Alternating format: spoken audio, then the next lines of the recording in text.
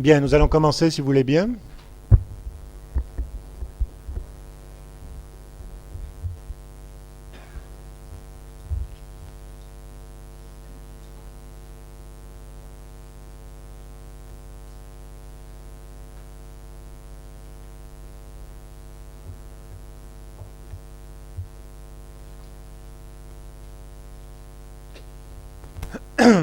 Bien, alors, quelques informations préliminaires, surtout qui me semble à vous voir d'ici qu'il y a relativement une forte minorité de nouveaux venus qui ont été attirés par la tête d'affiche, j'imagine, et donc les informer que le séminaire se poursuit bien sûr, que la prochaine fois, le mois prochain, c'est André Green qui interviendra sur Antoine et Cléopâtre de Shakespeare, et que ça tombe bien puisque au théâtre, Daniel Mesguich sort un Antoine et Cléopâtre qu'éventuellement on peut aller voir pour s'immerger dans le bain shakespearien. Je signale aussi à ceux qui ne le sauraient pas que ce séminaire Babel Psychanalyse et Littérature a 10 ans d'âge maintenant, déjà, et que pour fêter ces 10 années, donc, nous organisons un grand colloque le 21 juin à la faculté Broussais-Hôtel-Dieu, un colloque qui s'intitule Figure adolescente, où un certain nombre d'intervenants feront donc une conférence. Il y aura Philippe Jamet sur Albert Camus, Catherine Chabert sur Carson McCullers, Albert Camus l'étranger, Catherine Chabert sur Carson McCullers, Le cœur est un chasseur solitaire, Julia Kristeva sur Sido de Colette, Jean Gilibert sur Rimbaud, tout Rimbaud, Odon Vallée sur Oscar Wilde, et moins connu, Alejandro Rojas Urrego qui interviendra sur 100 ans de solitude de Gabriel Garcia Marquez. C'est donc le 21 juin, c'est la faculté Broussais-Hôtel-Dieu. Il y a théoriquement les programmes à l'entrée. Si vous ne les aviez pas, n'hésitez pas à téléphoner dans le service, on vous les enverrait. Et ceux qui sont intéressés à avoir des informations sur le séminaire ou sur le colloque et qui n'auraient pas donné leur adresse et surtout leur email, même chose, vous pouvez téléphoner dans le service de Philippe Jamet, au 01 56 61 69 19, et nous vous donnerons toutes les informations et surtout nous vous inscrirons pour les conférences ultérieures. Je rappelle aussi qu'on essaye depuis déjà des années de commencer le séminaire à 8h30, que nous sommes, il est 9h moins le quart, que nous progressons et que nous avons un accord aléatoire avec la sécurité de l'établissement pour nous permettre de laisser les portes ouvertes jusqu'à 9h moins le quart, mais qu'au-delà, ceux qui arriveraient pourraient trouver porte close. On va essayer d'éteindre les portables aussi. Alors nous allons faire à nouveau une incursion dans la peinture. Ce séminaire s'appelle Babel, Psychanalyse et Littérature, mais il s'essaye à un certain nombre d'incursions dans le domaine des arts au sens large, et en particulier la peinture. Nous avons déjà abordé Vermeer, en particulier Vermeer, mais aussi Vuillard et Bonnard avec Macarius, Monsieur Macarius, qui nous fait l'honneur d'être présent. Micro. Donc nous avions déjà abordé cette année, non, l'année précédente, Vermeer, Bonnard, Vuillard avec M. Macarius, qui est ici présent, donc qui posera probablement des questions, puisque c'est un professeur d'esthétique, et que c'est important qu'il puisse y avoir des échanges entre les psychanalystes et les esthéticiens. Nous avions abordé aussi Egon Schiele, avec Emmanuel Sabouret, et aujourd'hui donc Degas. Alors, je vais faire une présentation très rapide, parce que je pense que bon nombre d'entre vous qui se sont déplacés connaissent déjà le professeur Daniel Vildoché. Il nous avait fait l'amitié et l'honneur de participer déjà à ce séminaire Babel, où il était intervenu l'année précédente sur Edgar Allan Poe, et sur les accointances entre la pensée d'Edgar Allan Poe et celle de Ferenczi en particulier, mais aussi les travaux de Daniel Vildoché sur la copensée, sur l'interprétation copensante.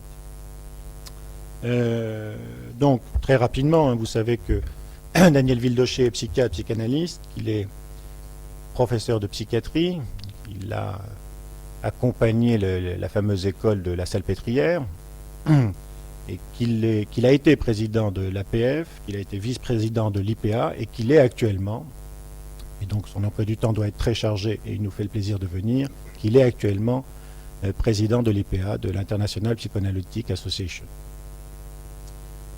Tous ceux qui ont pu aller dans son service ont pu apprécier ses grands talents de clinicien et d'enseignant, en particulier sa capacité à faire des passerelles entre la psychanalyse, qu'il connaît parfaitement, mais aussi la neurobiologie et tout le champ cognitif, à trouver des opérateurs de commutation qui nous permettent de penser, à l'aide de plusieurs théories, un fait clinique.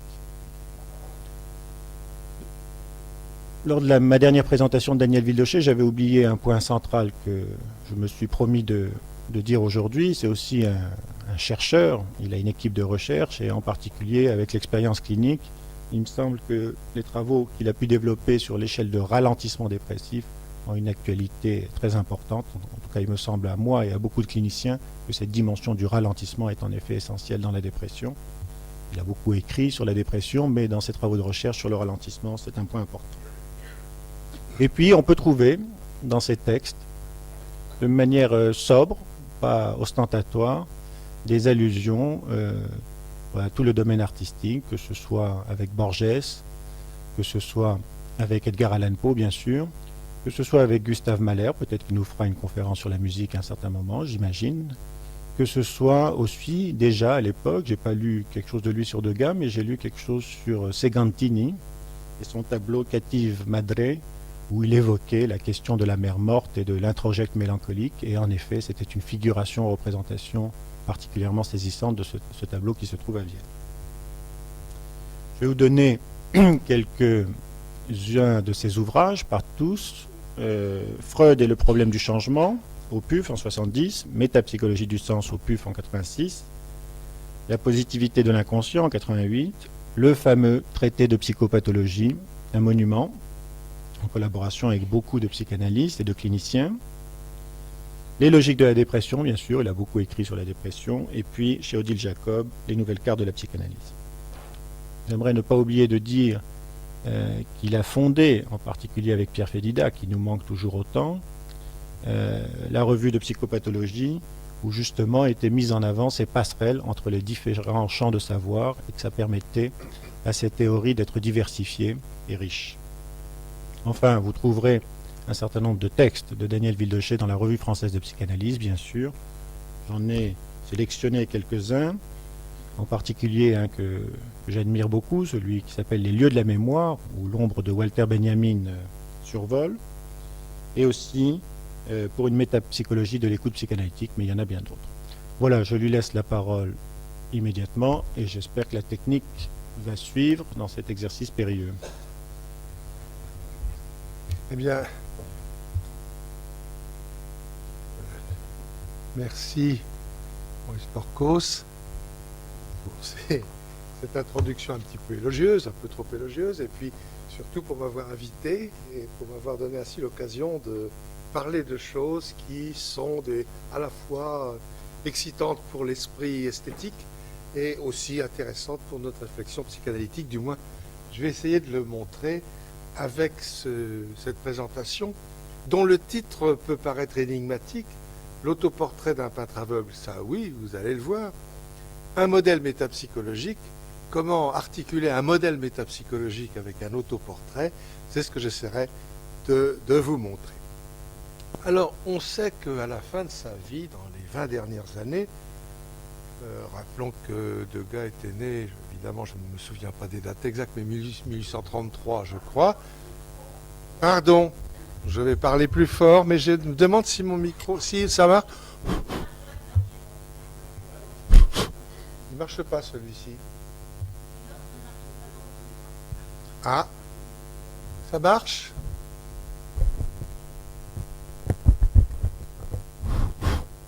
Ça marche pas? Si, ça marche. Bon, on va mettre ça comme ça. Donc, je ne reviens pas sur mes remerciements à Maurice Porcos.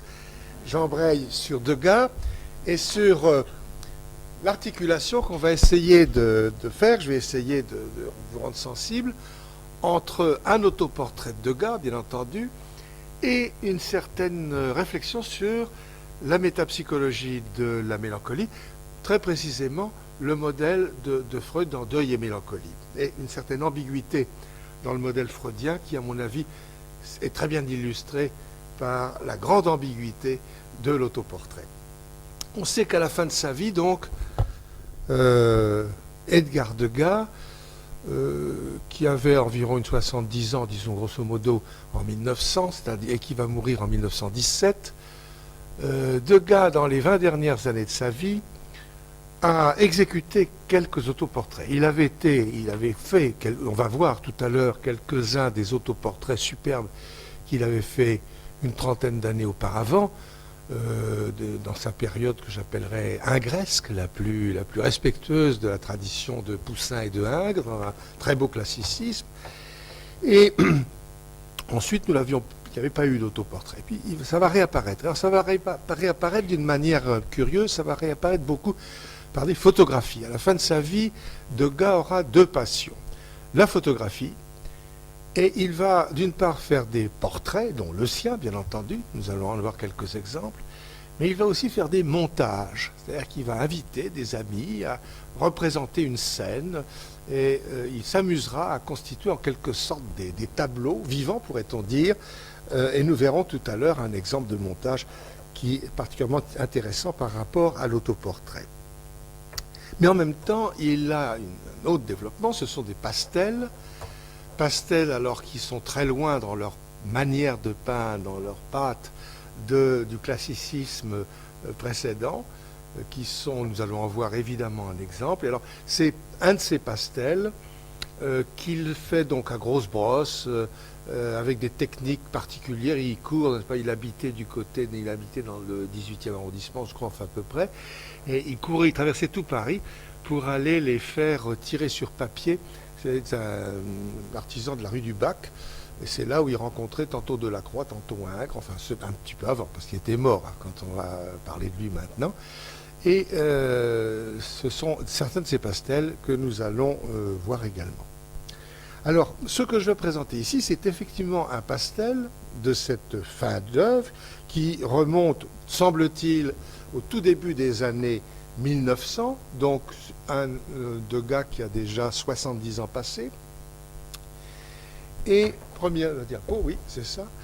Et c'est donc l'autoportrait. Alors cet autoportrait et pastel est évidemment d'un style qui est le style de ses dernières œuvres. On va avoir d'autres exemples. C'est-à-dire ce qu'un critique d'art de l'époque, dans un Moreau-Nélaton, dans un petit texte sur Degas, qui a été d'ailleurs réédité récemment en 1999 par un petit éditeur qui s'appelle L'Échoppe, 2 heures avec Degas. Et il dit, cet autoportrait, c'est comme tout ce qui fait à présent cet homme dont les yeux s'affaiblissent de jour en jour. C'est-à-dire que pour le public, il y a une relation à établir entre le trouble de la vision de Degas et la facture de ces pastels de la fin de son œuvre. Il se représente donc dans son atelier de Montmartre, de face, devant un miroir, dans sa tenue de travail. On va retrouver avec la casquette, le regard vide, bien entendu, et à noter déjà quelque chose qui est l'absence de points blancs pour représenter la pupille. Ce qui, vous remarquerez que dans un nombre considérable de portraits, il y a toujours ce petit point, quel que soit le peint, de petits points blancs qui dénotent la pupille, qui marquent en quelque sorte la vivacité du regard. Or là, on voit que cette vivacité du regard pratiquement disparaît. Il y a même ici un œil littéralement fondu, hein, on ne voit même pas la morphologie oculaire. Donc, il se peint le regard vide, les yeux ternes, et avec 2 courbes écarlates, l'une ici en dessous, l'autre ici au-dessus, qui en quelque sorte accentuent, il y a d'ailleurs ici aussi une petite marque écarlate, qui accentue en quelque sorte la pathologie du regard. Alors, quel était le trouble visuel de Degas? Apparemment, on ne le sait pas. Je pense que c'était plutôt une affection rétinienne d'ailleurs qu'une affection cataracte, et ça a été une trouble visuel progressif. Mais il n'était pas aveugle. même quand il peint ce tableau, n'est-ce pas? D'abord, il le peint, mais en plus, on le sait, il était très malvoyant, mais il va se présenter, je vous en vais voir quelques données, comme un aveugle. Donc, devant un miroir, dans sa tenue de travail, regard vide, les yeux ternes, les courbes écarlates venant cerner comme signifiant la blessure qui vient marquer son vieillissement. Donc, aucun point blanc venant éclairer les pupilles. Et ceci correspond à, en quelque sorte, la grande plainte de Degas à l'époque. Je suis fini, je suis un aveugle, je ne vais plus pouvoir peindre, je suis retiré du monde. On a d'ailleurs une anecdote, deuxième diapo, on va revoir plus en détail ici ce que je vous ai montré tout à l'heure. Vous voyez comment le trait écarlate, en fait, cerne absolument cet œil-là, parce qu'on ne le voyait pas très bien sur une plus grande reproduction. Ici, il est également là. Vous voyez à quel point il y a un fondu, n'est-ce pas, au niveau des yeux. Et on trouve ici. Diapo suivante, s'il vous plaît. Voilà l'homme dans ses autoportraits de photographe. Un peu plus vieux, semble-t-il, vers 1910. Donc peut-être 5-6 ans après le tableau, donc je ne sais pas la date, le catalogue, je vais revenir sur l'origine du tableau, le catalogue ne l'indiquait pas. Vous voyez, en somme, la tête un peu bien sûr, la même tête, des yeux qui, là on ne peut pas vraiment deviner, mais enfin on sent quand même des yeux qui ne regardent pas, en tout cas qui ne se regardent pas. J'ajoute que la plupart des portraits de lui-même que l'on voit sont des autoportraits. Il allait mettre l'appareil photographique un peu plus loin, il revenait, il posait, enfin comme on peut faire maintenant encore, et c'était son grand plaisir. Alors à cette époque, il y a un témoignage qui est amusant, parce que c'est un témoignage de Sacha Guitry. Sacha Guitry, à l'époque, est un jeune homme, hein, et il vient de se faire commander un film sur les gloires de l'époque. Un documentaire, on pourrait dire maintenant, sur les gloires de l'époque. Alors, ce film va s'appeler Ceux de chez nous, d'ailleurs, c'est un film qui sortira dans les années 1905-1906. Donc, Guitry raconte qu'il vient frapper à la porte du peintre, et Degas cherche à déchiffrer d'abord la carte de visite du jeune homme, n'est-ce pas? Toujours se présentant comme le fils de Lucien, vous connaissez l'histoire, vous savez aussi le mot de Jules Renard. Jeune homme, vous avez un nom, tâchez de vous faire un prénom, n'est-ce pas? Donc Sacha Guitry le voit, et alors Sacha Guitry a décrit, n'est-ce pas, la chose. Il essaie de pousser Degas à se faire filmer. Vous serez avec Rodin, Claude Monet, Renoir, ça m'est égal, dit Degas, je ne veux pas. Alors, avant de partir, Sacha Guitry renonce à ce que Degas figure dans ce documentaire sur les gloires de l'époque, et à cette très belle phrase, « Je le regardais fixement et attentivement, j'avais bien la sensation que je ne le verrais plus jamais, jamais. D'ailleurs, je ne l'ai pas revu, et je ne saurais trop vous dire à quel point le visage de cet homme était impressionnant de beauté, de noblesse, de rage contenue, et de mélancolie. Il était presque aveugle, il tenait ses sourcils très hauts, et la fixité de son regard était inoubliable. Vous voyez comment on retrouve l'autoportrait hein, dans cette description de Sacha Guitry. La mélancolie. Le mot est lâché. Mais de quelle mélancolie s'agit-il? Car en fait, certes, Degas se présente comme un homme triste, comme un homme abattu. La plupart de ses parents proches sont décédés ou gravement malades. Il se sent très isolé et est en somme constamment dans la plainte. Mais rien ne le présente comme un mélancolique. Il est actif. Je vous ai dit tout à l'heure qu'il courait, n'est-ce pas, il traversait tout Paris pour aller faire coller ses pastels, les faire travailler.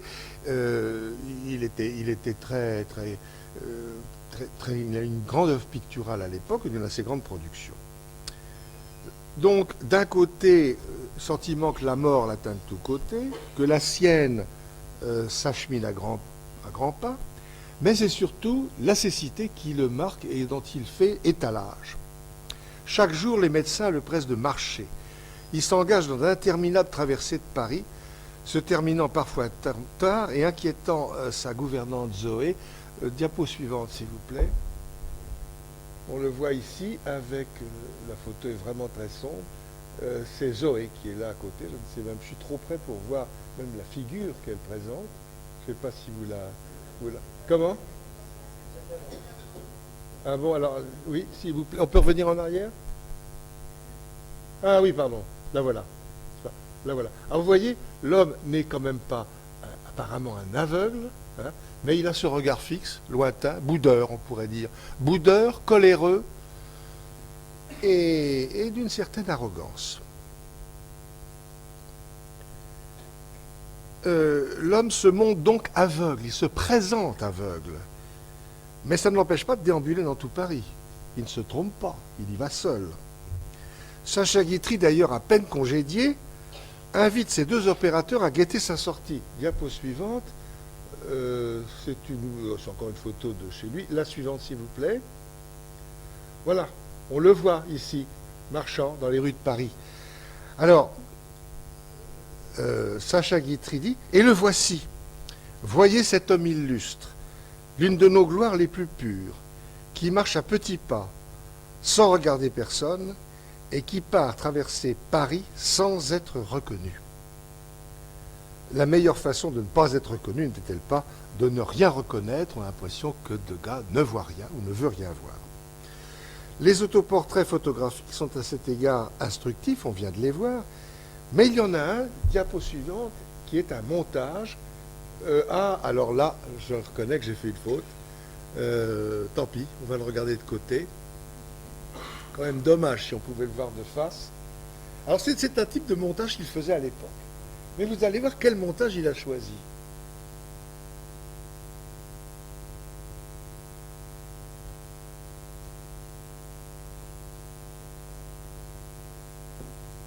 Il va imiter un tableau de Ingres. Le triomphe d'Homère. Homère aveugle, siégeant au milieu, il a fait venir toute sa famille, ses petites filles, ses petits garçons, enfin, pas ses petites filles, ses petites nièces, enfin, tout autour. Et c'est lui, Homère, aveugle, qui est là, trônant sur ce plagiat, en quelque sorte, d'Ingres. Donc, cette apothéose d'Homère qui l'imite, n'est-ce pas, il le monte à Dieppe en 1885, dans quelques années, n'est-ce pas, 15 ans même avant le début de ce dont nous parlons, c'est-à-dire l'autoportrait dont on parle. Alors, il me semble que cette image est très révélatrice de quelque chose, n'est-ce pas? Je ne dirais pas que Degas était hystérique et que sa cécité est hystérique, mais il y a quand même une utilisation du trouble visuel dans une espèce de personnage grandiose, à la fois qui a terminé sa vie, qui a terminé sa carrière, qui est fini et qui en même temps entend bien être quand même présent au point même de faciliter son apothéose. Cette image de soi est donc autant l'aveu d'un sentiment tragique de la mort à venir qu'une forme de défi. Je crois que c'est ça, c'est cette ambiguïté qu'il y a dans cette œuvre. Se peindre à l'imitation du vieil Homère, n'est-ce pas afficher aussi la gloire de l'artiste aveugle? Ce souci d'affichage, on le retrouve dans la dimension conventionnelle de l'autoportrait. On va revenir sur l'autoportrait maintenant, s'il vous plaît. Diapo suivante. Regardez derrière. Il y a une femme à sa toilette. Une femme nue, voilà le dos, le visage. Voilà. C'est un des pastels qu'il est en train de produire. On va en voir d'autres exemples. C'est-à-dire que tout en étant aveugle et malheureux, ce pauvre bonhomme avec sa casquette un peu fatiguée se peint quand même devant son œuvre. Hein? Il se peint devant son œuvre. Il s'agit donc d'un de ces nombreux pastels de femmes à la toilette que l'artiste peint à l'époque. On a aussi interprété le fait qu'il a choisi un nu, et un nu de dos. Ce qui est une des gloires de Degas, mais aussi une chose extrêmement à la mode. Il faut peindre des nus. Le nu, des dos. Le dos, c'est la beauté par excellence, c'est la pureté du corps, et du corps féminin en particulier. C'est la chose qui, picturalement, est la plus belle. Cette idée est avancée en particulier par un esthéticien de l'époque, Duranty, dans un ouvrage qui a fait grand bruit à l'époque, la Nouvelle Peinture, avec un dos, écrit-il, nous voulons que se révèle un tempérament, un âge, un état social. Et Degas va suivre d'exemple où va précéder de nombreux dos. J'en montre. Alors ça, c'est un dos de Degas, n'est-ce pas? On voit. Non, les diapos suivantes. Je ne vous donnerai même pas les noms. Alors bien entendu, ça c'est le dos paradigmatique, c'est le dos de Ingres, c'est le dos du maître par excellence de Degas. C'est le dos qui va faire naître les autres dos. Diapo suivante. Encore un Degas à la toilette. Ensuite, alors là, c'est un, voilà que j'oublie, c'est un Picasso. Ensuite, un Van Gogh. Ensuite, un Seurat. On voit le modèle, en quelque sorte, d'une série de peintres autour de cette période. Degas se peint donc comme un vieillard meurtri, mais signe aussi, me semble-t-il, un manifeste de son identité d'artiste derrière. Il est devant un dos. De ce point de vue, d'ailleurs, ce modèle de se présenter devant une œuvre, tout en se montrant un malheureux que l'on doit plaindre, il a un prédécesseur. Et c'est ce prédécesseur que l'on va voir maintenant. Je voudrais corriger, j'ai oublié de vous dire quelque chose. D'où vient ce tableau? Ce tableau, celui sur lequel nous parlons, l'autoportrait de gars aveugle, c'est un tableau qui fait partie de la collection Raux, qui a été exposé au Palais du Luxembourg quand les tableaux de cette collection ont été présentés il y a 3 ou 4 ans, un peu plus peut-être maintenant, le temps passe vite.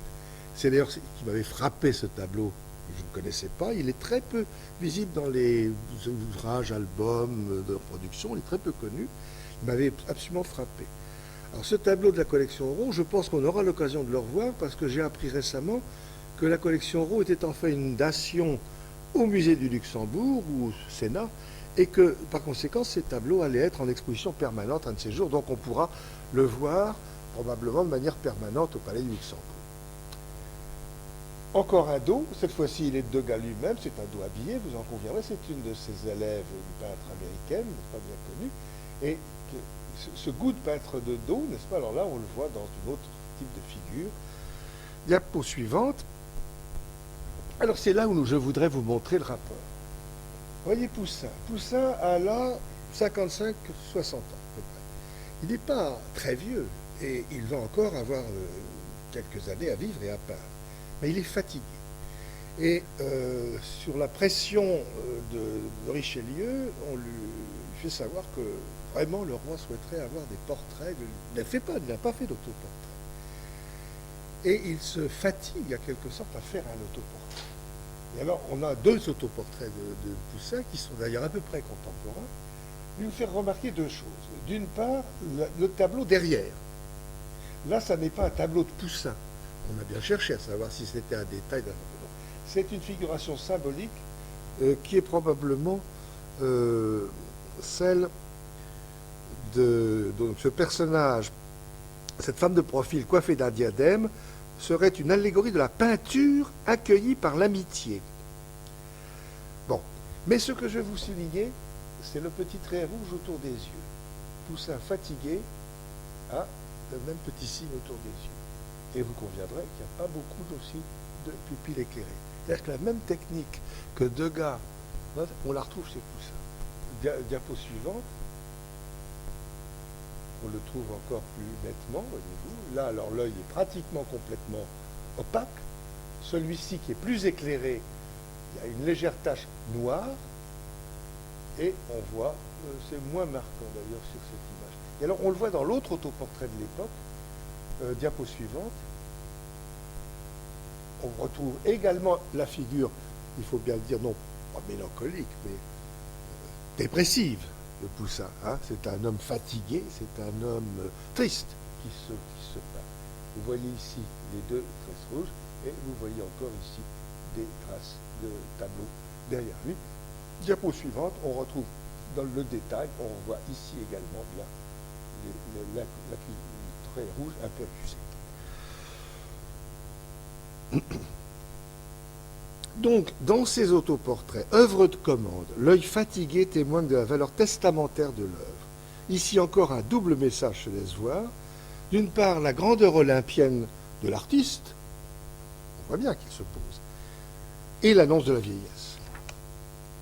Je ne sais pas si Degas pensait à ce tableau-là quand il a fait son autoportrait. Il connaissait, il admirait énormément Poussin. Le premier tableau est au Louvre. Nous ne savons pas. Revenons donc à Degas.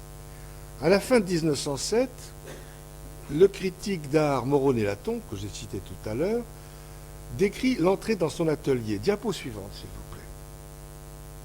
Voilà une photographie cette fois-ci, qui rejoint à peu près l'autoportrait. Il a le même chapeau, il a la même blouse, c'est la même scène, mais il est de profil.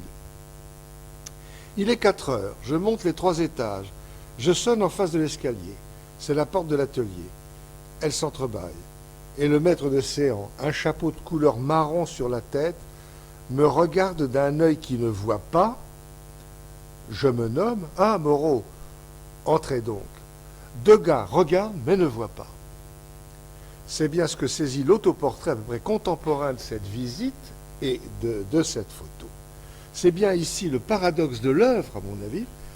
C'est un peintre qui regarde et qui ne voit pas. Essayons maintenant de voir du côté du spectateur et citons-nous par rapport à l'autoportrait en général. Dans celui-ci, le regard tient une place centrale. Un auteur récent, philosophe, qui écrit un ouvrage sur l'autoportrait, Nancy, dit « Avant toute chose, le patient regarde. Il ne fait que cela. » Le patient, c'est-à-dire le peintre, pardon, c'est un lapsus de mon texte. Le peintre regarde, il ne fait que cela, il s'y concentre. En somme, l'autoportrait, c'est un peintre qui se montre et qui regarde le spectateur. C'est-à-dire qu'il est dans une position extrêmement ambiguë. Reproduire la personne dans ce qu'elle a de plus essentiel, rendre sa présence vivante, donc l'orientation du regard frontal la plupart du temps dans les autoportraits, rendre vivant et personnel le regard, rendre vivant et personnel le modèle par le regard, c'est-à-dire à la fois s'adresser à l'autre et en même temps se montrer à l'autre. En effet, que regarde le modèle vu de face? Rien, dit-on. Ou l'artiste qui est en train de peindre, c'est-à-dire la glace. Effectivement, il est en train de se regarder dans la glace. Mais lorsque le spectateur que nous sommes vient regarder le tableau, c'est nous qui le regarde. Ça n'est plus lui-même. C'est donc au spectateur que semble s'adresser le sujet du portrait. Alors, il y a un tableau qui, à ce point de vue, est tout à fait intéressant, mais je vais le montrer un peu plus tard, je crois. C'est le triple tableau de Gaume, nous y reviendrons. Donc, le spectateur, à la fois, peut regarder le portrait comme le peintre objet, en quelque sorte, ou comme le peintre sujet qui le regarde. Nous sommes dans une ambiguïté, nous qui sommes regardés par le peintre, n'est-ce pas? Nous avons 2 manières de regarder cette figure ambiguë. Être regardé par le sujet peintre, ou encore une fois, le regarder. Cette quasi-existence d'un regard qui s'adresse au spectateur donne au portrait une valeur quasi magique ou religieuse. Et en ce sens, on peut dire que l'autoportrait, c'est la continuité de l'icône. C'est l'icône qui regarde l'humain, enfin, dans la peinture, en particulier la peinture byzantine.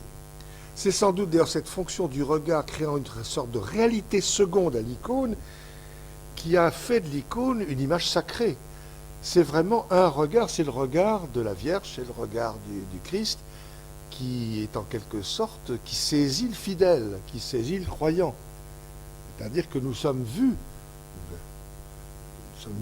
par le Dieu, ou par la Mère de Dieu, n'est-ce pas? C'est-à-dire qu'il y a là une image sacrée, et on peut penser d'ailleurs que c'est ceci qui va entraîner une protestation d'hostilité à l'icône, d'hostilité à l'image. Il me semble qu'au fond, l'image religieuse est plus un défi, si on peut dire, par le fait qu'elle peint le regard de Dieu que de peindre l'objet Dieu. C'est pas en tant qu'objet qu'au fond c'est sacrilège. Quand il va y avoir des mouvements iconoclastes, que ce soit à Byzance ou que ce soit beaucoup plus tard au temps de la Réforme, et de la contre-réforme plutôt, un moment où il y a eu une opposition à la peinture sacrée, ce qui est le côté sacrilège de l'œuvre religieuse, c'est qu'elle regarde, c'est qu'on est regardé. Alors, on fait croire qu'on est vu par Dieu, mais c'est pas vrai, c'est pas Dieu qui regarde. Donc il y a sacrilège. Il y a sacrilège. Et alors, je crois que cette époque du sacrilège, c'est-à-dire de cette mort de l'autoportrait, eh bien notre siècle l'a reproduit. C'est-à-dire que je pense que l'autoportrait a été détruit par la peinture elle-même. Je pense par exemple, diapo suivante. Ah oui, alors nous avons les autoportraits, je vous les ai montrés quand même, de gars jeunes, n'est-ce pas? Là, voilà. La suivante, s'il vous plaît. Très connu celui-ci aussi. La suivante. Alors voilà, nous allons arriver à autre chose. C'est la mort de l'autoportrait. Bacon. Je cite ici Milan Kundera dans un travail qu'il a fait sur les autoportraits de Bacon. Chez Bacon, l'euphorie ludique picassienne ou maticienne, excusez des termes, y est relayée par un étonnement, sinon un choc, devant ce que nous sommes matériellement, physiquement. Mu par cet étonnement, la main du peintre se pose d'un geste brutal sur un corps, sur un visage, dans l'espoir de trouver en lui et derrière lui quelque chose qui est caché. C'est-à-dire qu'on a l'impression que dans les autoportraits de Bacon, il y a une destruction du regard voyant. Il se donne en quelque sorte comme un objet presque aveugle d'une certaine manière. Diapo suivante. Et alors, il y a un autre peintre où alors là, on a un peu le même témoignage. C'est le suivant, s'il vous plaît. C'est dans l'autoportrait de Valerio Adami, n'est-ce pas? Description, le sujet tient son visage dans ses mains, un visage sous forme de masque, car pour l'artiste, donner du caractère à un visage est l'anecdote la plus pauvre du tableau. On a là un assassinat, si je puis dire, de l'autoportrait. L'autoportrait n'est plus qu'une figure, qu'un masque que l'on montre, il n'y a plus rien du regard. Et c'est assez intéressant de voir cette évolution se manifester. Mais revenons encore une fois à Degas. Autrement dit, les autoportraits de Bacon ou d'Adami nous conduisent tout naturellement à nous interroger sur la fonction qu'occupe le regard ici dans l'autoportrait classique, ce qu'on vient de voir. La frontalité du regard est de mise, le spectateur est regardé par le peintre. Alors, il y a un paradigme de cette situation dans un tableau d'un auteur qui est connu que par ce tableau-là, mais qui est très connu par ce tableau, c'est Johannes Gump, hollandais mais peignant à Florence. Diapo suivante. Vous voyez ici les trois. Vous avez le peintre qui est de dos, vous avez le peintre qui se regarde dans la glace, et vous avez le peintre qui se peint sur le tableau. C'est-à-dire que vous avez les trois personnages, en quelque sorte, de la situation. Ce qui est une espèce d'expérience, en quelque sorte, de l'autoportrait, qui est à la fois l'objet et le regard. Et c'est dans le regard du tableau que nous voyons le peintre.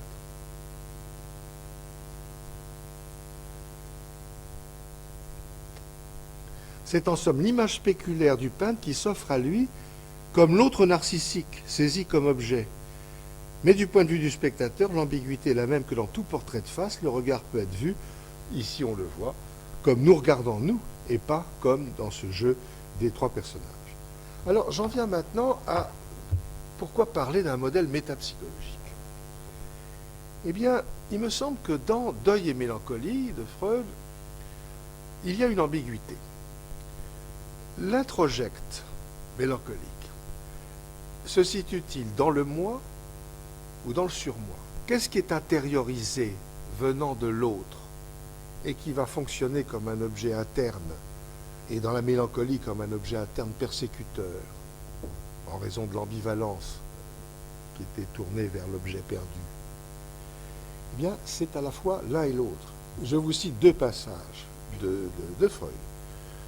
Nous voyons chez lui, chez le mélancolique, une partie du moi se confronter à l'autre, l'évaluer de façon critique, la prendre pour ainsi dire pour objet. Donc c'est bien là la position surmoïque. Notre soupçon que l'instance critique, ici séparée du moi par clivage, puis en d'autres circonstances aussi démontrer son autonomie, sera confirmé par toutes les observations ultérieures. Donc là, on a le surmoi qui regarde le moi. Et puis, quelques lignes plus bas. Si l'on écoute patiemment les multiples auto-accusations du mélancolique, on ne peut finalement se défendre de l'impression que les plus fortes d'entre elles conviennent souvent très peu à sa personne propre, mais qu'au prix de modifications minimes, elles peuvent s'adapter à une autre personne que le malade aime, a aimé ou devrait aimer. Aussi souvent qu'on examine l'état des choses, il confirme cette supposition. Ainsi, on a donc en main la clé du tableau clinique en reconnaissant que les autoreproches sont reproches contre un objet d'amour qui sont basculés de celui-ci sur le moi propre. Donc, il y a, non pas contradiction, mais une sorte de dualité dans les processus d'introjection mélancolique.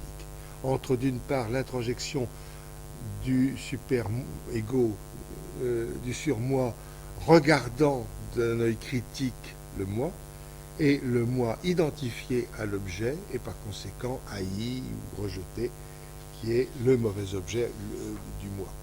En somme, les deux processus d'identification narcissique constituent deux mécanismes d'introjection, et l'objet est à la fois l'objet externe qui est introjecté, est à la fois l'objet interne regardant et l'objet interne regardé. Les deux processus ne peuvent être reconnus comme dans une structure pathologique unique. Il est difficile de rendre compte de l'un ou de l'autre. On est tantôt dans une position où c'est un surmoi persécuteur, tantôt où c'est un moi haï, mais les deux fonctionnent en quelque sorte comme deux images que l'on peut lire selon l'angle dans lequel on se place, comme dans les figures complexes. On retrouve en clinique ce double mouvement. L'instance critique, comme l'autre, s'attaque au sujet, ou celui-ci attaque ce qui en lui prend l'apparence de l'autre. Selon les cas, un processus prend le pas ou l'autre. Alors, ce que j'ai voulu montrer, c'est qu'au fond, si on revient maintenant, la suivante, non pas, comparons, n'est-ce pas, voilà ce beau jeune homme qui était Degas dans ces années ingresques, de grande gloire picturale, et puis le suivant, voilà, cet homme, il est à la fois celui qui nous regarde et qui nous regarde d'une manière arrogante, voire haineuse même. Repensez à la manière dont il accueillait les gens à cette époque-là, n'est-ce pas? Et puis en même temps, ce pauvre bonhomme qui se montre à nous comme un malheureux privé de la vue. Il est à la fois l'objet qui regarde, l'objet qui se montre voir. C'est ce qui me semble illustrer par cet autoportrait la dualité de l'introjecte mélancolique. Alors, ça ne veut pas dire que Degas était mélancolique.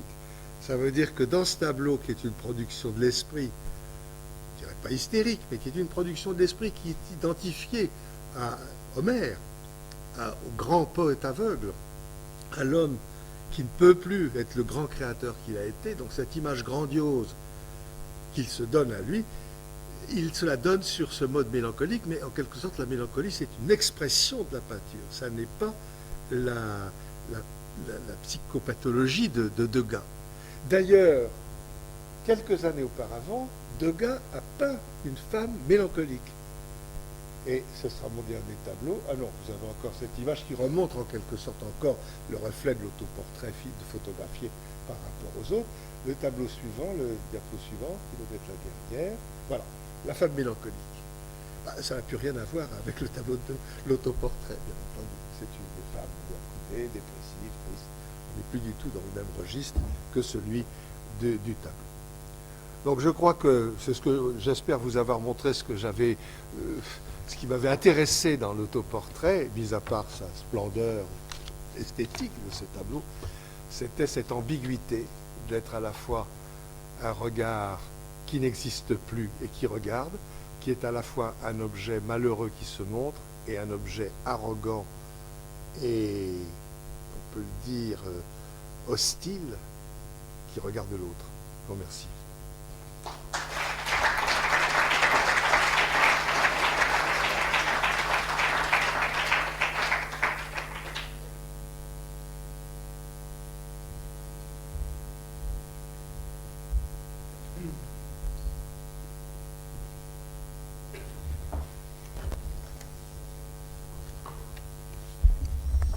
Merci beaucoup Daniel Vildochet pour cette conférence qui ouvre, je l'espère, tout un tas de questionnements qu'on va pouvoir avoir ensemble. Je rappelle que dans cette vaste assemblée, j'ai cru reconnaître, en dehors de la grande majorité de psychiatres ou d'étudiants en formation, un ophtalmologue et un professeur d'esthétique. Je ne dis pas que c'est à eux de poser les premières questions, mais enfin... Ou de donner les réponses à certaines Voilà. questions. Mais bien sûr, les psychiatres sont invités.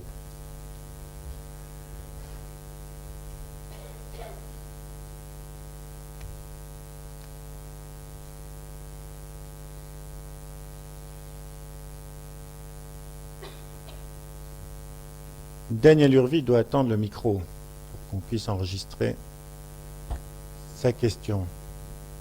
Tu as bougé là, non?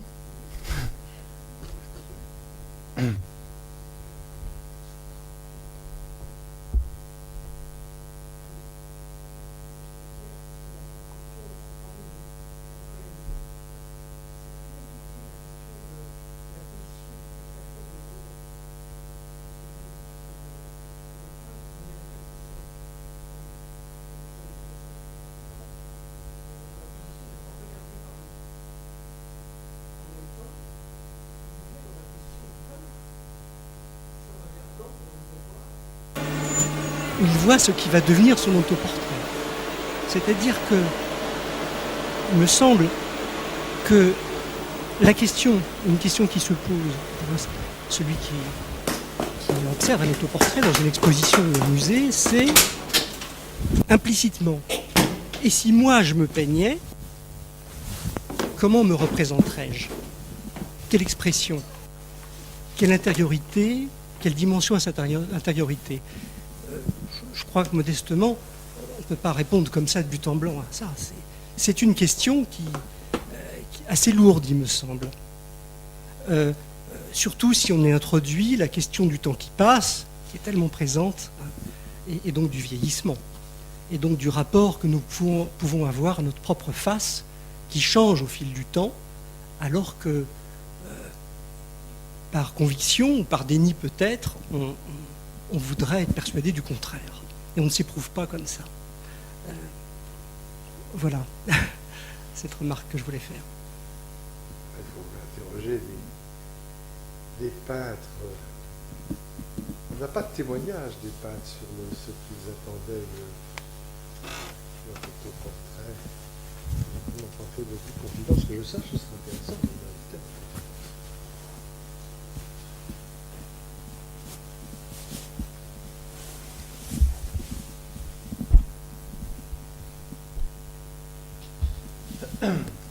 Oui.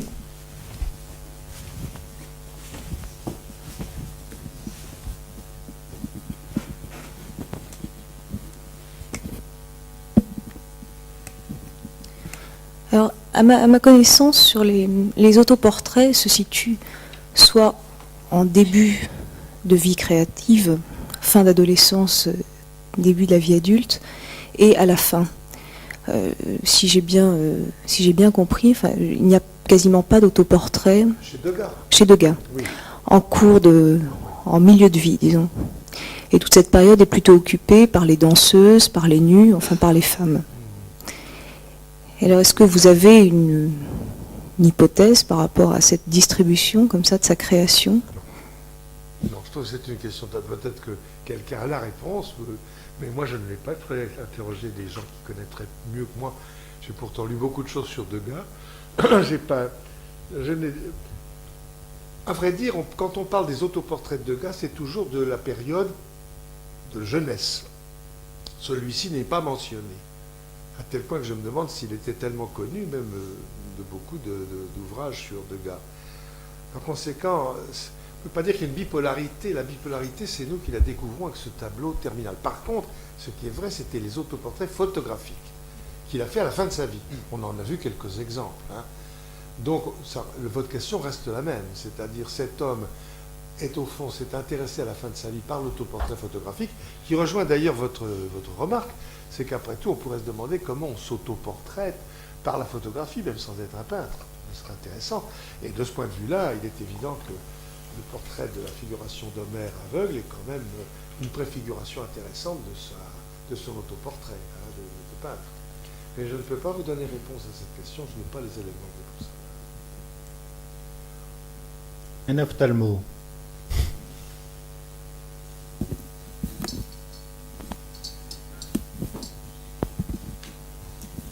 Puisque j'ai été dénoncé comme tel, j'assume. Je voulais juste revenir à des choses plus terre à terre sur ce que l'on peut imaginer comme pathologie ophtalmologique qui puisse expliquer les caractères du regard, ce regard à la fois absent et ce regard arrogant. Ça ressemble un peu à ce qu'on voit chez les patients qui sont atteints de dégénérescence maculaire, du fait de l'absence de fixation centrale. Ils ont un regard qui est vide et ils ont aussi un regard qui est toujours absent et qui peut donner l'impression d'une certaine arrogance parce que le regard ne fixe jamais son but pour pouvoir justement le capter. Très intéressant. Oui, non, mais c'est très intéressant. Ceci dit, je crois que ça colle tellement bien avec le personnage qu'on peut quand même prononcer le mot d'arrogance. Mais en effet, il y a dans la manière dont le regard se pose a probablement en soi une fonction d'arrogance qui n'est pas nécessairement psychologique. Et on comprend aussi le paradoxe de cette cécité telle qu'il l'a revendiquée et de ses capacités à se déplacer, parce que les gens atteints de dégénérescence maculaire se déplacent très bien, puisqu'ils ont une vision périphérique parfaitement conservée. Ça, ils ne se gouiraient pas entre la rue Non, ils sont très autonomes. Bon. On va continuer Michel, on va continuer dans les gens qui sont dénoncés. On va passer la parole à l'esthéticien. Avant les psys. Oui, mais c'est un simple spectateur là que je commente. J'ai pas le sentiment que les autoportraits nous regardent. J'ai le sentiment qu'ils fixent un point, qu'ils ont tous un point, qu'ils ont un regard fixe, mais pas forcément qu'ils regardent le spectateur. J'ai peur que l'on projette dans ce regard des choses qui n'y sont pas. On sait que Degas est effectivement assez antipathique et arrogant. Je ne suis pas certain que ce regard soit arrogant. J'ai très peur que l'on mette dans le tableau des choses qui n'y sont pas forcément. On pourrait l'interpréter autrement. Je ne pense pas que Poussin était particulièrement fatigué quand il a fait son tableau. On peut penser à tous les autoportraits, à ceux de Rembrandt par exemple, à celui de Velázquez. Je ne sais pas quel est le caractère, le sentiment du peintre au moment où il peint son regard et son visage. Par contre, ce qui me frappe, c'est que tous les autoportraits ont ce regard fixe. Et c'est ça qui fait leur unité. Et je pense notamment au dernier autoportrait de Picasso, où effectivement il a un œil ouvert et un œil complètement mort. Et je crois que c'est là que ça se joue, c'est-à-dire entre la différence qui se joue entre les deux yeux, et que disons l'attrait, la fascination de l'autoportrait, c'est ça en fait, c'est dans l'asymétrie entre les deux yeux. Au-delà de ça, je ne sais pas ce qu'on peut dire. Je voudrais vous répondre. J'insiste sur le fait que c'est dans la psychologie du spectateur que peut se construire l'idée que le peintre vous regarde. Je n'ai pas pensé que c'était un trait formel de l'autoportrait. C'est dans la projection, alors c'est peut-être ma projection à moi, mais je pense quand même qu'il y a un certain sens commun, si vous voulez, de penser que nous sommes regardés par le peintre. Et c'est en ce sens que je fais une comparaison avec les images iconiques de la peinture byzantine. Et à tout ce qui le débat autour de l'iconoclasme, du sacrilège du regard. Mais tout ça me paraît du côté du spectateur, ça ne paraît pas du côté du peintre. Hein. Ça, je suis de votre avis. Alors, je ne dis pas que le tableau... Ce qui fait qu'on peut dire qu'il est arrogant, c'est qu'on connaît le personnage. J'ai cité volontiers quelques scènes où on voit, non pas l'arrogance d'ailleurs, c'est plutôt le côté misanthropique, disons, de gars vieillissant, hein, qui est là. Et c'est peut-être ça qui serait à souligner dans le trait formel du tableau. Alors pour Poussin fatigué, ça on ira voir, moi je crois quand même qu'il s'est volontairement peint comme un homme fatigué. Mais ça c'est un débat. Michel Vibert. Donc un peintre. Oui. Exposé. Quand je prends la parole, Maurice, si tu permets, il me coupe la parole, c'est terrible. Non, c'est sympa. Non, quand vous avez montré l'autoportrait, en le regardant comme ça, la première image, je vois un vieillard. Je suis pas particulièrement touché, ni ému. Simplement que je vois la vieillesse. C'est vrai, vous le racontez, vous décrivez. Par contre, après, quand vous faites et c'est vrai que quand on regarde un autoportrait ou la peinture en général, il y a souvent un élément un peu central, il y a ce qu'il y a autour, derrière, les fonds par exemple. Et quand vous faites là, vous nous montrez, moi je l'avais pas vu.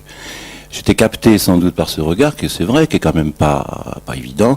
C'est la vieillesse, c'est la mise en scène de sa propre mort, etc. Enfin, plein de choses.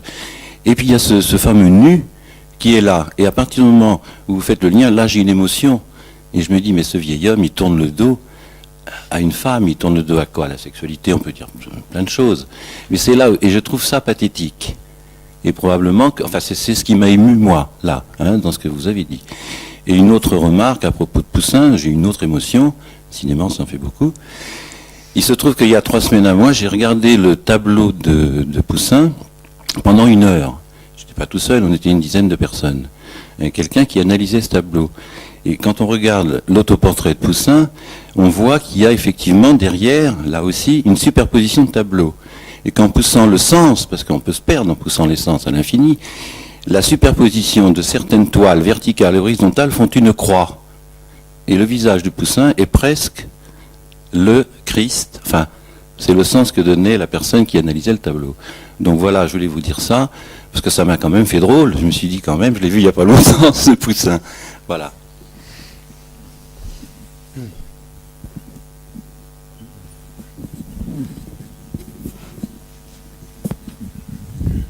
Moi, je voudrais revenir. Non, s'il vous plaît. Les dames. Lorsque je regarde l'autoportrait de Degas, j'ai une très forte impression de l'espace qui peut être créé à ce moment-là, l'espace de création d'ailleurs, au moment de l'autoportrait, entre Degas peintre et Degas modèle. Et j'ai l'impression que dans le regard créé à ce moment-là par le regard du spectateur, il y a un déplacement de cet espace qui pourrait être peut-être celui aussi de la cure, d'ailleurs, en séance, par exemple. Et dans ce voir, à ce moment-là, du peintre, par rapport à ce travail de l'espace, je suis désolée, de ma laryngite, et aussi du temps, parce que je trouve que Degas est un peintre du temps et peut-être de l'instant. Je pense qu'il y a ce jeu de l'espace. Enfin, moi, je trouve très fort chez Degas.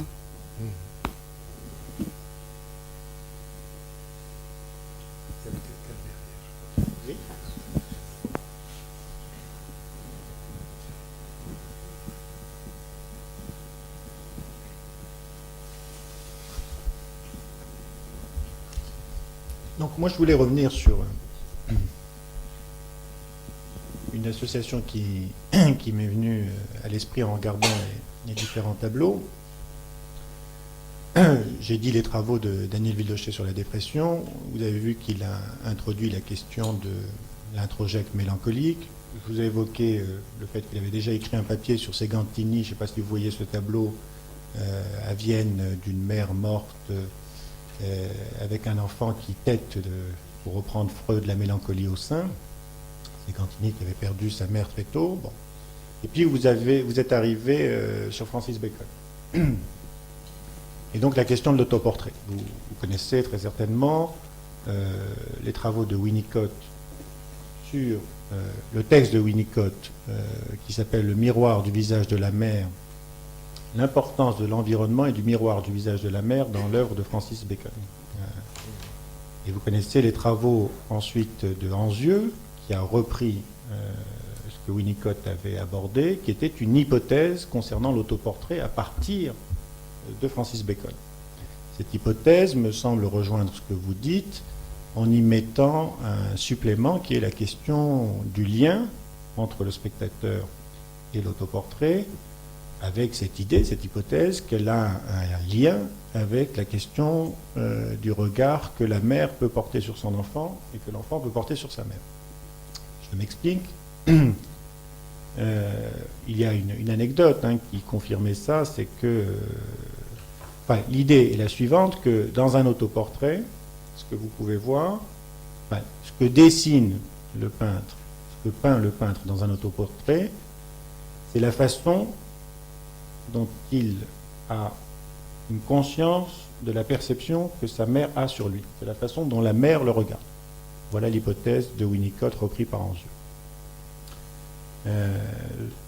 Et il évoque cette anecdote que pour Francis Bacon, il y avait un impératif absolu dans toutes ces expositions, c'est qu'il fallait qu'il y ait un miroir de plexiglas devant tous ces tableaux pour que le spectateur qui puisse arriver et regarder ces tableaux puisse se mirer dans le miroir et qu'il y ait un effet comme ça spectaculaire. Donc ce que voit le spectateur lorsqu'il est face à un autoportrait, c'est la façon dont le peintre imagine que sa mère a pu le regarder. C'est l'hypothèse. Et bien évidemment, il y a un parallèle qui est fait immédiatement dans la construction identitaire, physique et psychique de l'enfant en miroir du visage de la mère. C'est-à-dire que lorsque vous avez une autre icône qui est la mère avec son enfant, la mère qui allaite son enfant, ce qui est important ce qui préside au développement de la construction psychique et physique de l'enfant, c'est la façon dont ces deux-là se regardent. Et ces deux-là sont trop proches pour pouvoir véritablement se regarder. En fait, ce que regarde l'enfant si près dans ce regard-là qui fixe sur sa mère, c'est la façon dont cette mère le regarde. Avec l'idée que la mère nourrit affectivement son enfant du regard.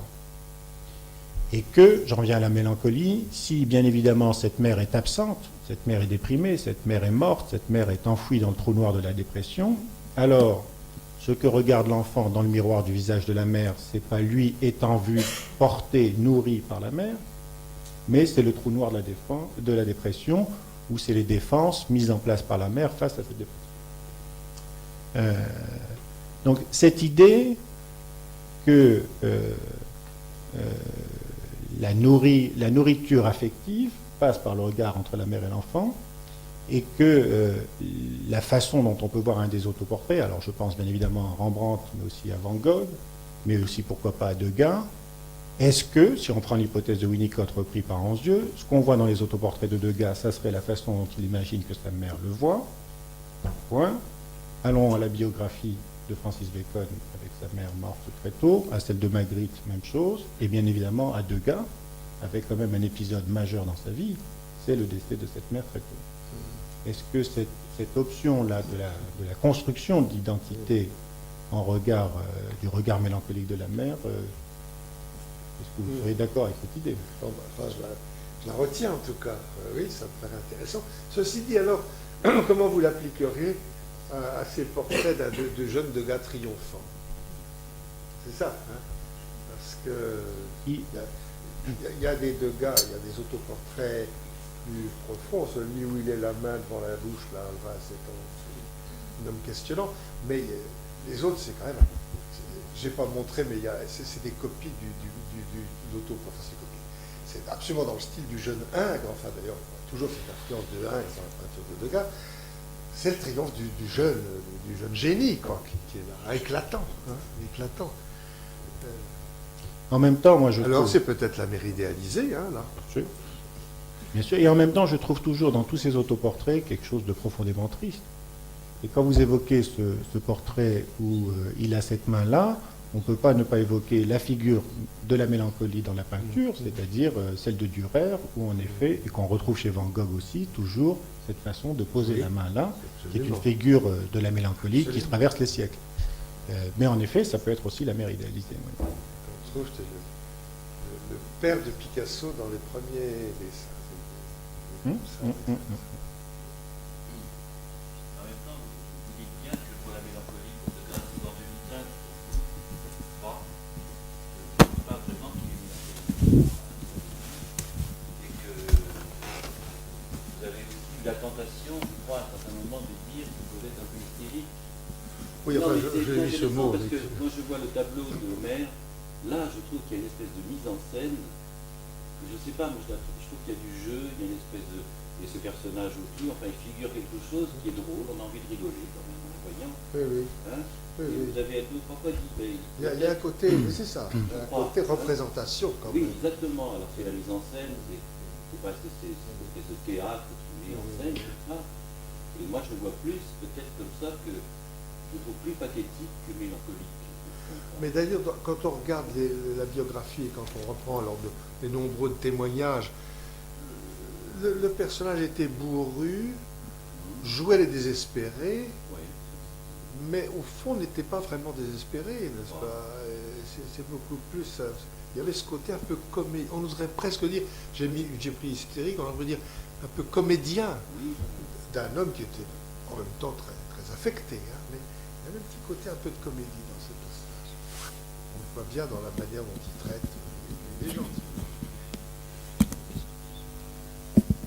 Bon, attendez, excusez-moi, je reviens à mon idée. Est-ce que tous les autoportraits ne sont pas mélancoliques? Tout d'abord, et est-ce que je reviens à cette idée de la fixité du regard? Parce que en fait, ce qui différencie un portrait d'un autoportrait, c'est que l'autoportrait, il y a cette fixité. Que Degas soit jeune, que ce soit, enfin n'importe quel autoportrait, on a ça. Et est-ce que ce n'est pas la fixité du regard qui précisément donne ce sentiment de mélancolie? C'est-à-dire un regard fixe est un regard aveugle. Et déjà un regard aveugle, indépendamment du caractère, de la configuration psychique du peintre. Oui, oui. Enfin, je le vois comme ça, moi. Je pense à un autoportrait que j'ai vu à l'exposition de Picabia, qui va se terminer bientôt, et dans lequel, je ne sais pas si vous avez vu cette exposition, il y a au-dessus une photo de Man Ray, de Picabia, et puis au-dessous, il a fait la caricature de la photo.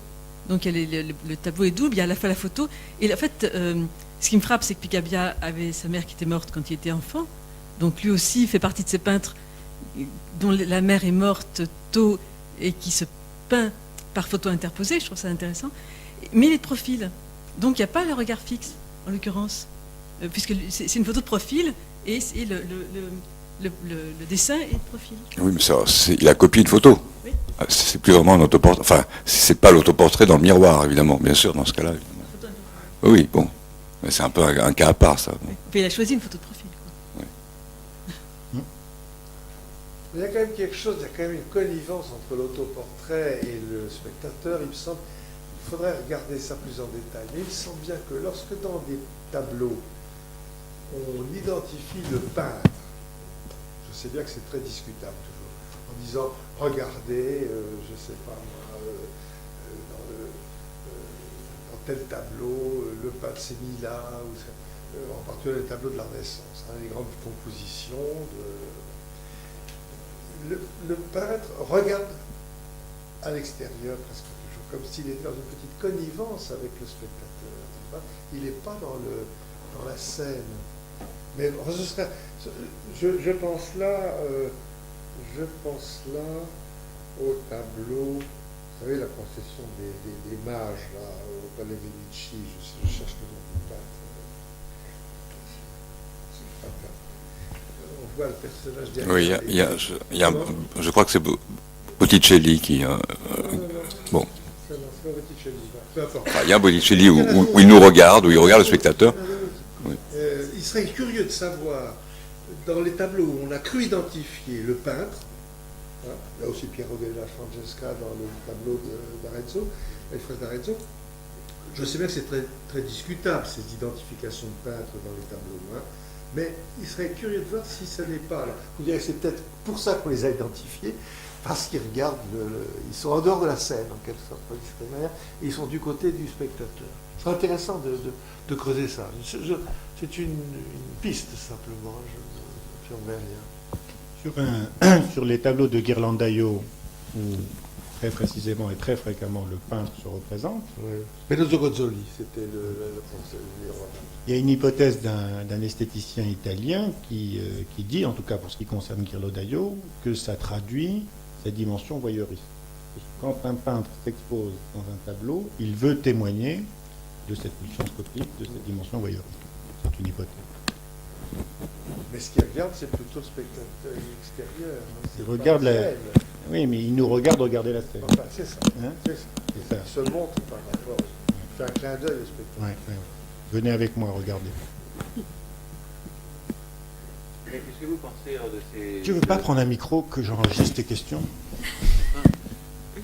Ma question irait plutôt dans l'autoportrait d'aujourd'hui, contemporain, avec quand même ces peintres, ces artistes qui utilisent le Polaroid, vous connaissez, qui sont quand même des images assez souffrantes ou souffreteuses, je ne sais pas.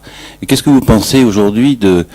Est-ce qu'on peut parler d'autoportrait? Bon, on peut aller au photomaton et puis on en a besoin pour sa carte d'identité, mais enfin c'est pas pareil. Mais quand même, c'est pas facile de se faire photographier au photomaton, je crois. Hein, on est là. Enfin, bon, qu'est-ce que vous pensez un petit peu de l'autoportrait aujourd'hui, enfin, dans ce qui se fait dans l'art, vous voyez ma question, enfin. Non, je n'ai pas la réponse, mais c'est une question très intéressante. Oui. Je n'ai pas montré parce que c'était c'est un de mes cousins qui a pris les photos du servi.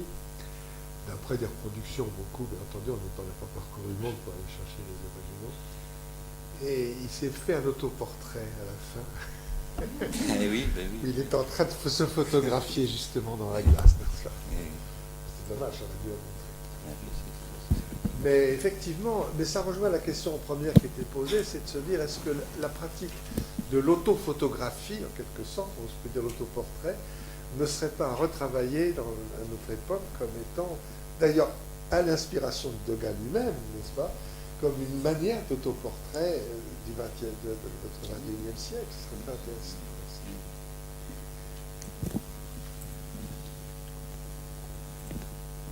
Oui. Le micro, j'en profite. Bon. Et il y a deux choses qui m'ont frappé. Tout à l'heure, c'est d'abord ce que vous disiez par rapport à Francis Bacon. Par rapport à Francis Bacon et sa manière donc de vouloir qu'il y ait une vitre sur le tableau. Alors est-ce que c'est pour qu'effectivement avoir donc dans le fond le regard de sa mère? Moi, il me semble que lorsque nous sommes sur un tableau comme ça, effectivement, nous figurons, mais en somme en négatif, parce que nous sommes très sombres là. Et on pourrait bien aussi voir que Bacon nous entraîne, au fond, dans l'expérience de sa propre mort, n'est-ce pas? J'ai eu à réfléchir à ça récemment en ayant travaillé sur un peintre qui avait les mêmes pratiques, faisait des cadres, des vitres dessus, et le visiteur était invité à se plonger dedans. Ben, c'est pas joyeux quoi, ce que voit le visiteur alors. Et puis, en m'apprêtant à venir à votre conférence, j'ai feuilleté un petit ouvrage de poche sur un petit Gallimard là, sur Degas, et puis j'ai parcouru toutes ces reproductions avec l'idée d'y rechercher au fond des représentations de la mélancolie, et finalement je n'ai vu que ça à travers tout donc comme si au fond toute sa production devenait une sorte d'autoportrait indirect, et alors on pourrait assister dans toutes ces manières de peindre de façon agressive des femmes dans des postures quand même la plupart du temps assez péjoratives, dévalorisantes, ou alors beaucoup de portraits des sujets qui sont des manifestations d'état de prostration. C'est vrai dans l'ensemble,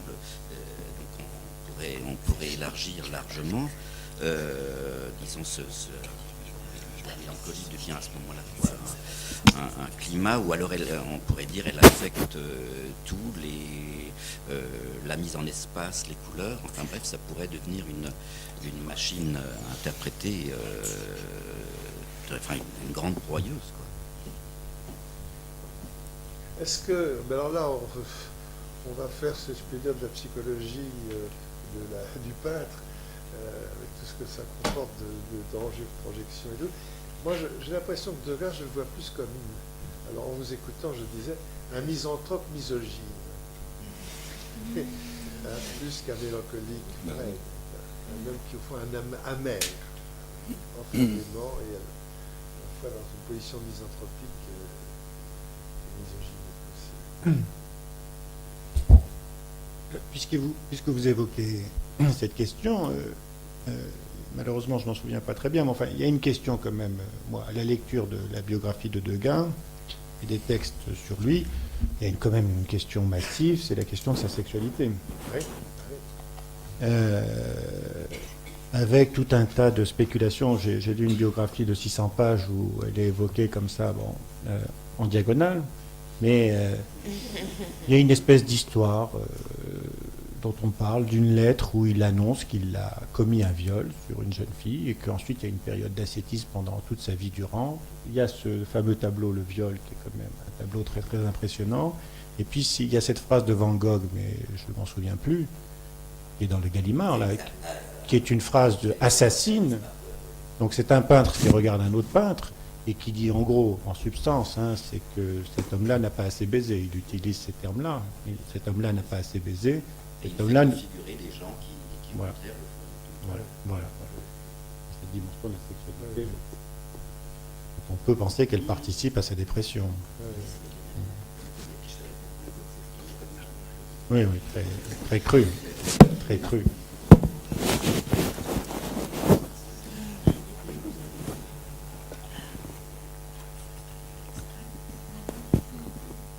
Oui, j'aurais bien passé la parole à mon voisin parce que Oui. il va le dire.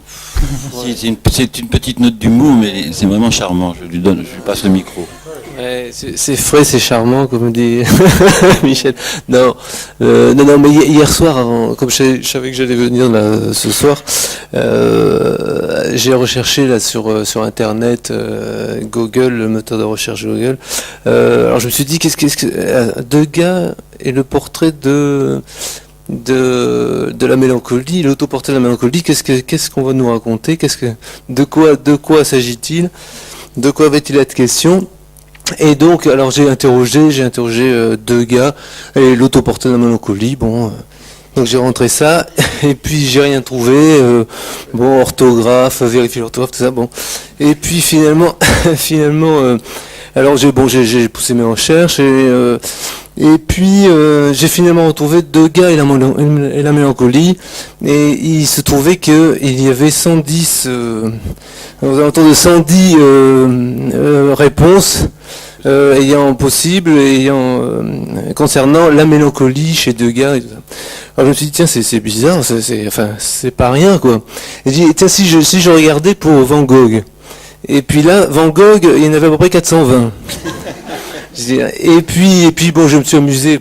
Picasso 640. Alors voilà, c'était une petite vignette humoristique sur ce qu'on peut trouver, quoi, sur Internet. Voilà. Ouais, c'est tout. C'est très bien, très frais.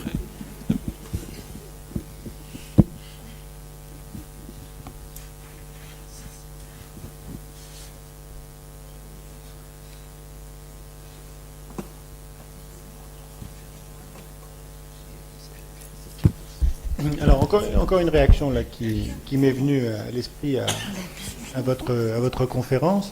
Vous avez évoqué à un certain moment la dimension des icônes et la dimension de la Vierge.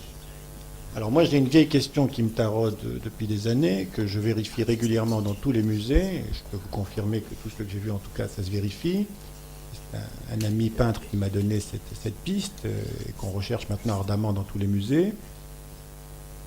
Dans toutes les Madonna con bambino, dans toutes les Vierges avec l'enfant, et il y en a des tonnes, vous ne trouverez pas de Vierge qui regarde l'enfant. D'accord ? Sauf une au musée du Louvre, en cherchant bien, un Masaccio, l'enfant. Alors, il y en a d'autres très bien, celle du coussin vert, bon. À Sienne, une deuxième, bon. Mais en tout cas, c'est très rare. Et à vous écouter, je me suis dit, et qui plus est, alors ça c'est plus hypothétique, il ne me semble pas que les Vierges me regardent. Je m'exprime subjectivement. J'ai bien peur qu'elles ne regardent que Dieu. J'ai bien compris l'idée. Alors cette figuration quand même de la Vierge est un peu... Ah si, alors il y avait une autre option, c'est que c'est pas vrai, il existe des Vierges qui regardent le Christ au tombeau. Mais pas Madonna con bambino. Hein. Elle est ailleurs, hiératique, enfin Dieu l'a... Bon. Mais donc, il y en a une autre à Sienne, hein, je prends.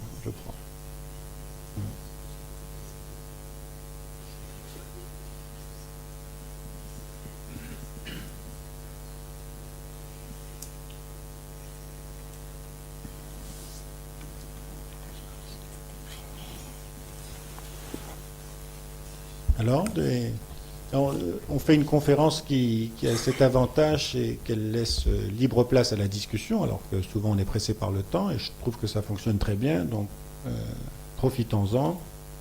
Je vois une main se lever là. Oui, je voulais citer un autre grand artiste et grand mélancolique à son tour, à savoir Michel-Ange, qui, à mon avis, a donné vraiment la plus belle définition de ce que c'est l'introject. Il avait écrit à son biographe, qui avait justement inventé le genre de la biographie de l'artiste à l'époque, donc Vasari, il ne naît en moi aucune pensée dans laquelle ne se serait trouvée la mort sculptée. Et je trouvais ça assez saisissant en vous écoutant par rapport à cette présence-absence de la mère morte, quand on sait aussi que Michel-Ange a donc perdu sa mère à 6 ans, et qui, dans la démarche vis-à-vis de la Pietà et vis-à-vis d'autres figures de la mère pleurant sur le corps mort du Christ, avait vraiment présenté une sorte d'inversion de deuil entre lui pleurant sa mère et la mère pleurant donc le Christ. Et je crois que par rapport aux figures de la mélancolie de l'artiste, je rebondis un peu sur cette note humoristique de la recherche sur Internet, c'est peut-être pas un hasard qu'il y a autant de tentatives ou même de tentations d'articuler la pratique artistique à celle de la mélancolie, parce qu'il s'agit peut-être d'un visage double ou d'une figure du même qui serait montrée là, c'est-à-dire une anobjectalité qui chaque fois se représente dans le geste de l'artiste. Donc, voilà.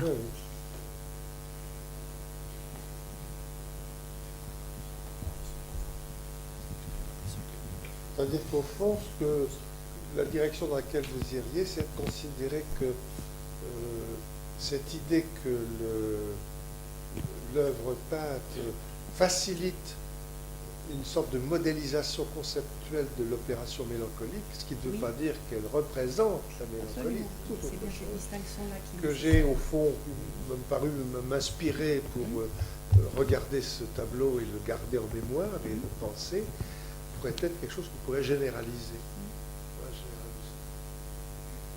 C'est possible.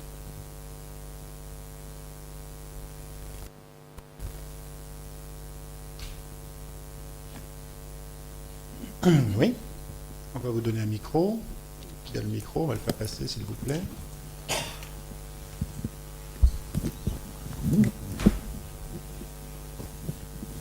Je voulais simplement dire que cette hypothèse était déjà celle d'Aristote.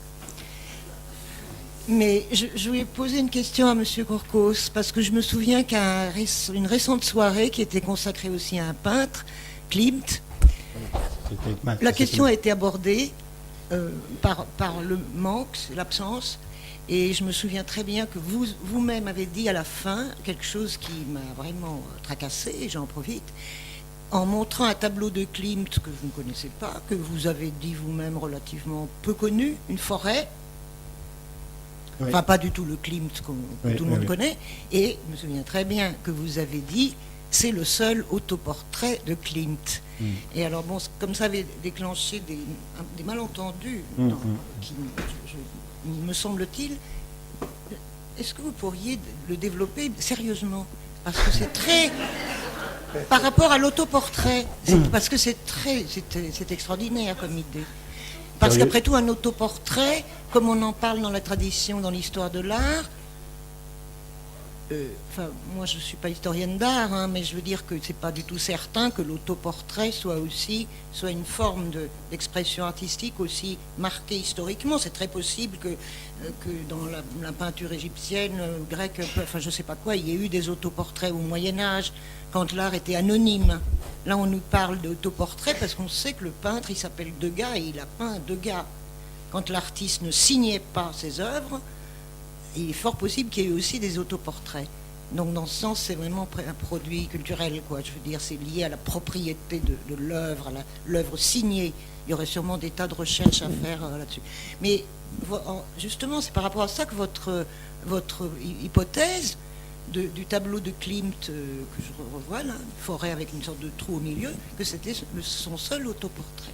Non, c'est pas une hypothèse qui m'appartient, c'est une hypothèse que j'ai repris. et qui me semble très éclairante. Et en particulier, il y a un très beau texte de Valéry sur Degas qui reprend encore cette hypothèse pour ce qui concerne Degas, et Poussin en particulier. L'idée est la suivante, c'est que les paysages sont des autoportraits. Chez Klimt, c'est particulièrement... les tableaux de la fin, c'est particulièrement évident. L'idée est la suivante, c'est que plus vous êtes en processus secondaire, plus vous pouvez métaphoriser, plus vous avez une possibilité de déplacement sur un objet de votre problématique, et plus elle est particulièrement lisible pour le spectateur. Et que si vous la figurez trop massivement, trop crûment, trop primairement, en particulier dans ce lien mélancolique dans le visage, peut-être qu'il y a quelque chose qui est saisissant, qui est médusant, pour prendre le terme de la méduse, qui entraîne qui n'est pas un saisissement d'admiration, qui est un saisissement de stupeur, d'effroi, qui vous empêche de penser. Et que par contre, si vous lisez dans le paysage la façon dont le peintre a pu évoquer son histoire avec cette dimension historique, vous avez une lecture d'un autoportrait. Et il y avait une phrase de Degas qui est très évocatrice, avec qui il disait ça, je ne sais plus, je crois que c'est avec Paul Valéry lui-même, qui lui disait, mais quand même, le dessin c'est insupportable, et en particulier, vous avez dû passer des journées et des journées à mettre en place ces feuillages, l'un après l'autre, ça doit être très embêtant, et il lui dit non, c'est là qu'est l'essence de ce que je veux dire, dans le feuillage, et chaque feuille compte. Bon. Donc voilà, c'est, pour le dire rapidement, cette idée qu'en effet les paysages ont des autoportraits. Alors ensuite, il y a tout un tas de délires, parce que bon, vous évoquez cette discussion autour de Klimt, vous vous rappelez quand même que c'était un peu difficile avec les esthéticiens quand on parle de symptômes. Bon. Alors pour aller dans la provocation, les paysages, il y a aussi une figuration du corps maternel, en tout cas dans cette hypothèse-là. Donc l'histoire est à la fois dans sa dimension temporelle et dans sa dimension charnelle, et peut-être plus lisible pour le spectateur, qui est moins saisi d'effroi qu'un portrait nu, un visage nu. Une idée. Mais c'est pas très grave, hein, c'est une idée qu'on lance, dont on se saisit ou pas, dont on peut penser ou pas, voilà. Elle n'a pas de valeur affirmative, bien évidemment. Bien évidemment.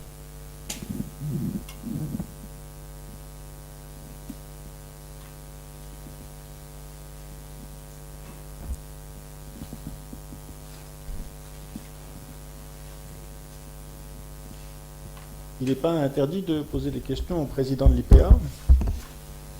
Je vous rappelle, on doit profiter de la présence de Daniel Vildoché,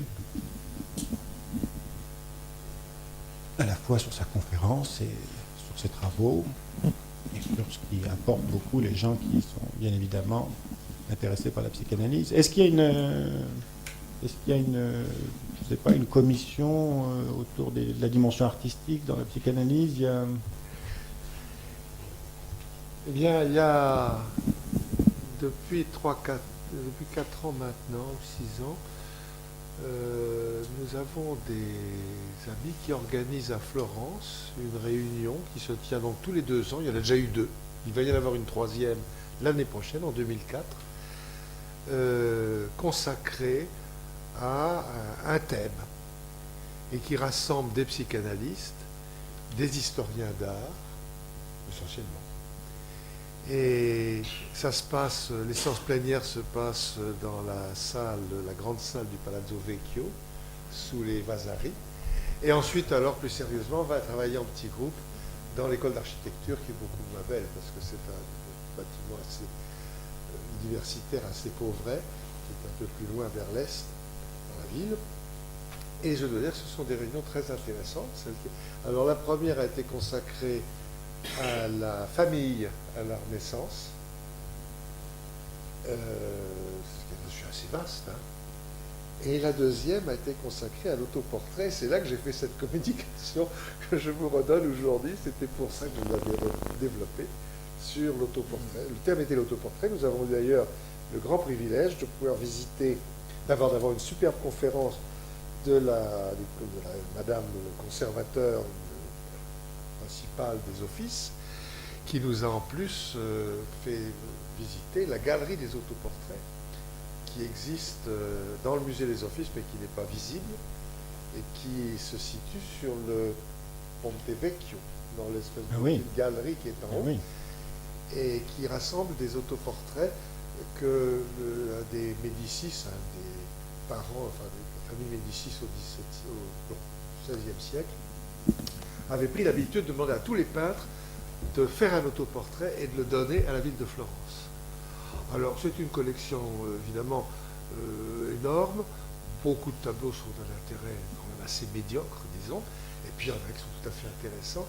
Et alors j'ai découvert récemment que cette tradition n'avait pas disparu, parce qu'un de mes amis peintres latino-américains, du pays très exactement péruvien, à qui je racontais ça parce que je voulais le persuader de venir à la prochaine réunion qui aurait lieu donc à Florence en Pâques 2004, dont le thème serait le corps. Ce qui, bon, je trouve ça un peu vaste, comme ça. Et il me disait, mais vous savez, récemment j'ai reçu une lettre de l'administration des offices me demandant de faire un autoportrait que j'allais devoir leur donner. Donc la tradition continue. Alors, des peintres français, il n'y en avait pas beaucoup. Il y a un autoportrait de j'allais dire Paul Denis. C'est évidemment pas de Paul Denis. Maurice Denis. Mais c'est de son grand-père, qui est également dans cette galerie. Il était avec lui d'ailleurs, nous l'avons cherché, on l'a trouvé. La galerie d'autoportraits se termine dans Palazzo Pitti, n'est-ce pas? Elle sort complètement après avoir survolé la petite église, je crois, Santa Felicita, qui est entre les deux, où il y a les Pontormo, un super Pontormo. Et donc, c'est toute cette partie-là qui est... Alors, voilà une initiative qui n'est que très chichement financée par l'Association psychanalytique internationale, que j'essaierai d'aider un peu plus, considérant mes goûts personnels, car je crois que vraiment c'est un domaine dans lequel la psychanalyse doit pouvoir jouer un rôle actif d'échange avec nos amis historiens d'art, esthéticiens, non pas pour leur expliquer ce que la psychanalyse c'est de la peinture ou d'autres choses, mais pour les faire travailler ensemble sur différentes manières de voir l'œuvre d'art, n'est-ce pas? Ce qui me paraît tout à fait beaucoup plus intéressant que les grandes illusions de Freud et d'Abraham, en particulier sur l'idée qu'on allait pouvoir psychanalyser les peintres, qui est une démarche auquel je crois les psychanalystes sont à peu près renoncés depuis longtemps. Alors donc voilà une réunion qui fonctionne régulièrement et que j'espère bien va se développer. C'est d'ailleurs une réunion qui a une centaine de personnes, il y a très peu de Français.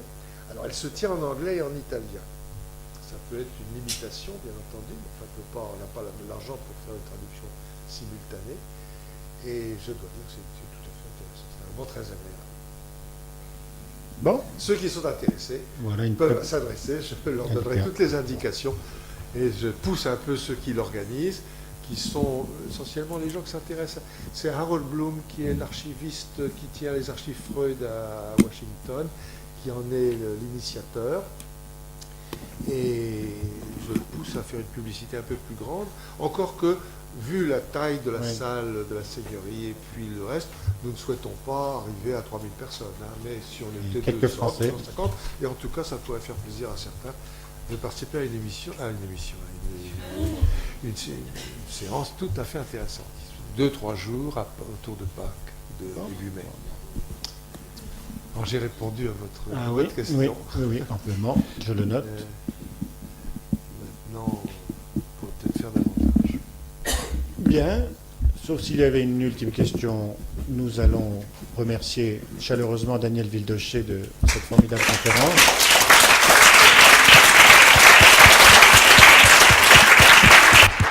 Merci. Venez aussi nombreux la prochaine fois pour écouter André Green sur Antoine et Cléopâtre de Shakespeare. Merci.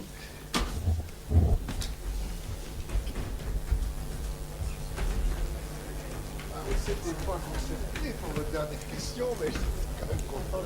Oui, parce que c'est bien. J'ai peu prévu, et puis on cherche des psychologues. Comme ça.